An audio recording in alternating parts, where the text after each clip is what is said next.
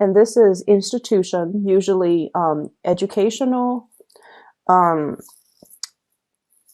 I'm getting a really big work energy with this, okay, where things are very hierarchical and there's like a chain of command. Every decision needs to go up the chain of command, and then every decision, like every decision has to go through an expert. Every decision has to be screened out and vetted before the person on top can make the decision. When it's in the reverse position, it's almost like getting really frustrated with this bureaucratic process because everything has to be looked over by higher ups, everything has to be delayed, and just there's a lot of red tape, there's a lot of people with differing agendas, and it's slowing down the process. But once again, I feel like, yes, it is a very archaic, time consuming, possibly inefficient process, but I feel like it needs to happen because all the people that are looking at a situation before they can approve it, before they can decide on the best course of action, they are experts in their field and they're making the decision from their perspective. So you have to respect the process and you have to, allow for this, no matter how slow and frustrating it can feel at the time, you have to allow for the natural process to unfold. This is a card about disagreement here. We have the Five of Swords, and the Five of Swords is winner takes all.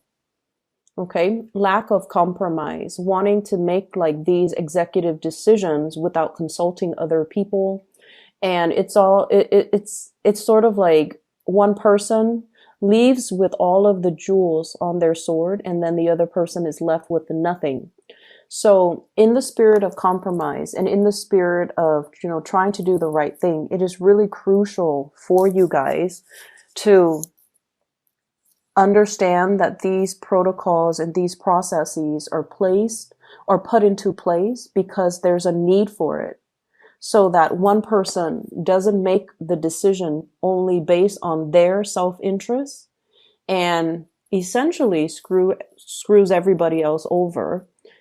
So we have to kind of allow for this process to naturally unfold, allow for the checks and balances to kind of fall into place so that people don't end up in this situation, okay, where these choices are made almost like in a vacuum. And the ramifications of that would be one person commits an act of like grand theft and leaves everybody else in the cold, okay? So I feel like these processes are put into place to prevent that situation from happening. So there is a major power struggle that I'm feeling here, push and pull types of energy between one person with their own agenda and another person with things that they want to see happen. And there is a lack of compromise. There is a lack of mutual understanding. There's a lack of being able to put ourselves in somebody else's shoes so that we can understand where they're coming from. This is a conflict that I feel where two people cannot see eye to eye with one another. They essentially have the same goals. They do want to sail away from this. So like you and another person, you both, believe it or not, have the same goals, have the same understanding. This is the Ten of Pentacles, building a legacy for yourself, leaving something behind, stabilizing your financial future, having financial backing, having a financial foundation on which you can build, especially a family, a relationship, a work situation. So you both want the same things. And you both are at a point where you both can collaborate and communicate and compromise in order to reach this really exalted space. But egos are getting in the way. Egos, conflict, communication, back and forth, banter, that kind of escalates and exacerbates a conflict, okay? So there's a lot of ego issues coming into the picture that's disallowing two people from being able to build together and being able to see that, you know what, we actually have the same goals, we have the same agenda. So that's what I'm feeling here.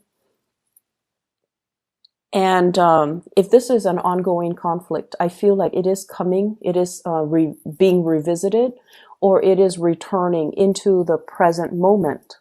We have here the Ten of Swords in the reverse. So this is the reemergence of something that we thought was dead and gone, and now is making a comeback. Okay, so I'm feeling greatly some secrets being coming forth, some major revelation, something being unearthed. Okay, so it's almost like it's almost like, and this is not literally speaking, this is just figuratively speaking. It's almost like digging up somebody's grave, and you know, there's a tombstone with the person's name, and everyone went to the funeral, and everyone watched the person in the casket being lowered into the ground, and you know, everyone puts on their flowers, and the groundskeeper shovels dirt onto the coffin. It's almost like unearthing, like digging up the casket, opening it up, and then realizing there's no body in there. So once again, that is a figurative, you know, like a way of explaining this. It's not literal, but I feel it's almost like something like that, a sleight of hand or a situation that everyone knew to be true. But then for this week, it's not true. Somebody kind of did a switcheroo, or somebody did like a sleight of hand trick, and then the situation is not what it seemed.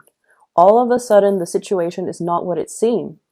And so you're given all of this information, and you're trying to unravel it to figure out what exactly happened. What is the motive behind that? Why would someone do that? Who would be able to pull that off? How could somebody pull, you know, the wool over my eyes like that? How could I have believed that? How could I have, you know,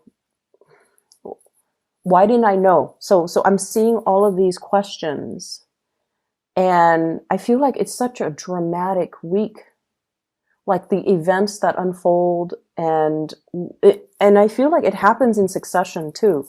It's not just one major big revelation. It's sort of like events culminating, leading up to this major big revelation. So I'm a believer of signs from the universe, signs from your spirit guides. And I feel like you were hit with many different signs along the way leading towards this major revelation. So I almost feel inclined to say, like, you know, this should not come as a surprise to you. But that's what I'm feeling. It's almost like all the signs were there, little by little, moving you towards this big revelation, or preparing you for this big revelation. And I feel like maybe the signs were ignored. Maybe somebody was, it's like the red herring distracting you from other things. And in the process of being distracted, you were not able to see the signs, or you were not able to, there's a big sleight of hand energy here where I feel like it could come from you, Geminis, or it could come from your environment, okay? But there's something here where it's almost like being so tunnel vision and so focused on some aspect of things, and we're missing the whole picture. So going back to that first image that I saw, I feel like it's shifting sands, okay? It's almost like that mirage in the desert. What we think is our destination, we're heading towards the oasis, and we're trying to find refuge away from the heat and the scorchiness and just the dryness of the desert, heading towards this oasis, and we feel like it's in front of us, but then everything turns out to be a mirage. And then we're left with, you know, these whirlpools of sand that you have to kind of maneuver your way through. So I just see everything as a series of events that allows you to see that everything is very fluid, that everything is like shifting sands under your feet. Needless to say, there is a big need here to be firmly grounded, okay? The decisions that you make, the things that you're planning, and whatever it is that you're planning to do. I feel for some of you, talking to a boss, and the boss is not able to give you anything definitive. Like, we don't know yet. We need to get the projections for next year. So we're not going to be able to, approve that raise, open up that position, decide on a course of action, finalize the contract. So everything is like on hold, and everything is just like contingent upon other things. So I feel like if that's the case, you might be frustrated. You want to move things along. But once again, everything is built on shifting sands. And the desert landscape, it changes too with the weather. There could be, very severe windstorm. And it changes the mounds, it changes just the landscape. So what was there yesterday might look very, very different the next day. And so if you're used to one way of doing things, you're going to have to quickly adapt to these shifting sands and do things a different way. And it's going to be frustrating because when you're in the midst of this, it is not your place to be able to ask these questions. Why are we switching protocol? Why are we changing our objectives? Why are we changing our agendas? And I would say that, the reason why we have to do this is to accommodate some recent big changes, to accommodate and make room for new things. New things might be better, or to just accommodate the climate that we're in. So I feel like it can feel a little bit frustrating. I see for others too, this is in regards to your significant relationship, okay? There's definitely a situation where things were building up. And I see like concentric circles, small, medium, getting bigger and bigger. So things are culminating in your love relationships. And I feel like many of you have been with somebody or are staying with somebody that you're no longer in love with. And you have flirted with the idea of, divorce, separation, hightailing it out of there are the words that I'm hearing. Like, I don't want to be involved in this anymore. Emotionally, I'm spent. I am no longer emotionally invested in it. But the financial burden, if you were to get divorced, is really, really, really big. It's almost like, so let me show you the cards. 10 of Pentacles, family. 10 of Cups in the reverse. 10 of Cups in the reverse is like no longer seeing eye to eye with the other person, no longer in love with the other person. But here's the catch. 5 of Swords, winner takes all. So if we were to proceed with divorce, separation, one person is going to take everything. So I'm feeling here, there's a lot of paranoia regarding finances, regarding money. And I feel for some of you, this can play out in a divorce proceeding, court proceeding, not wanting to leave a relationship because of financial considerations.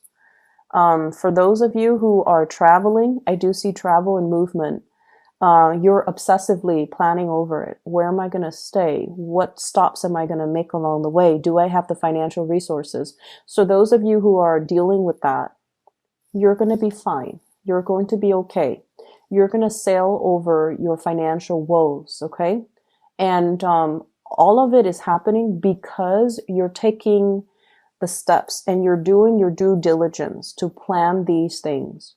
So I definitely see people traveling with a family member, with family, and I feel like it's going to be an expensive trip. It's expensive. but you will be okay, because I feel like, if there's a will, there's a way. The universe will intervene and help.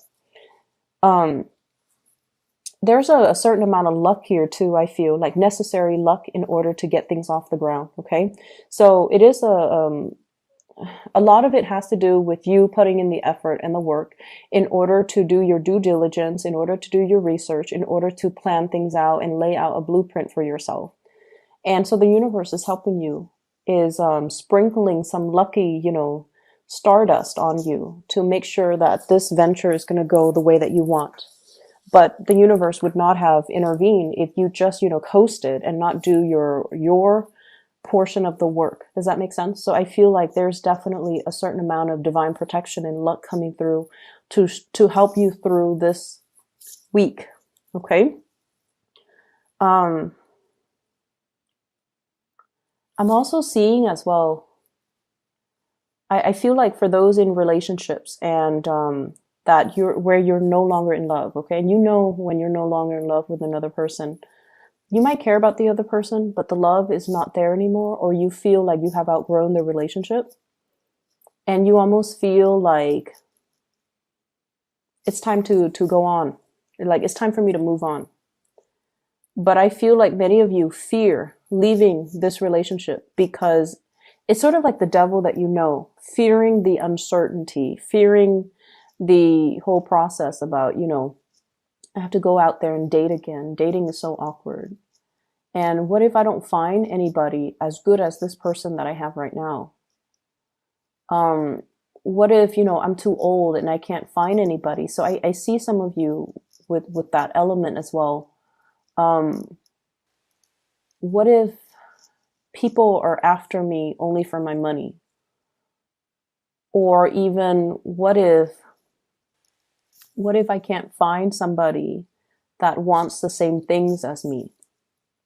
So I see this element about staying in a relationship because of the comfort and the familiarity, and having all these questions as well, like fantasizing about, bachelorhood, the single life, and wanting to go out there and possibly even go after another person, but not being able to take that leap of faith just yet because you have a lot of self-doubt, because you're dealing with self-doubt. I see many of you too having trust issues. It's not prominent, but I feel like it's one of the reasons where, and I feel like the trust issue stems or ties in or exists in conjunction with, what if someone is only after my money? What if somebody's only after my fame? What if somebody is using me kind of like as a stepping stone for their career? Or they're only using me to help them in some way, or they're only using me to boost their status in some way. So I feel like some of you have a lot of fame associated with you, and you're weary about dating because you don't want to be used. You don't want the other person to take advantage of you. There is a person that you are going to be communicating with. You could be single or coupled up. And I feel like there's a lot of fantasies. I'm seeing like, fantasizing about another person. And I'm seeing a lot of electronic communication. Whatever barriers there have been when it comes to communication, when it comes to trying to... I feel like somebody is communicating in a very cryptic way that's hard to understand. And honestly, it could be you, Geminis. I see like 60% it being you and 40% being the other person mirroring you. So if you're not communicating clearly and succinctly, then the other person's going to give you a dose of your own medicine. If you are communicating very, very clearly and succinctly, clearly yes or clearly no, then the other person is going to mirror you. So in order to improve the communication here, it's like the ball's in your court to try to initiate more honest, thoughtful, and meaningful types of communication. So I feel like there's a lot of electronic communication between you and another person. I'm seeing I'm seeing a fire sign, so Sagittarius, Aries, or Leo. And I'm seeing the fire sign here with the Page of Wands.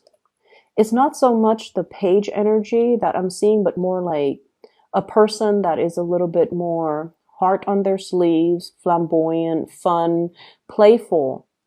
So if you're giving them, um, confusing messages, I feel like they're going to dish it back.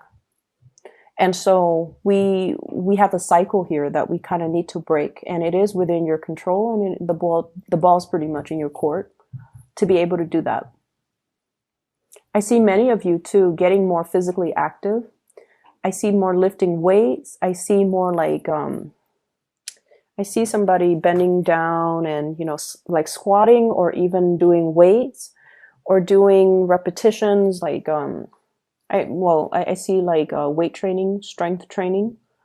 I'm also seeing a lot of people doing a lot of swimming as well, which is it's the winter time, or yeah, it's the winter time in the United States right now. So I don't know how that would work. I guess they would heat up the pools, but I see a lot of swimming.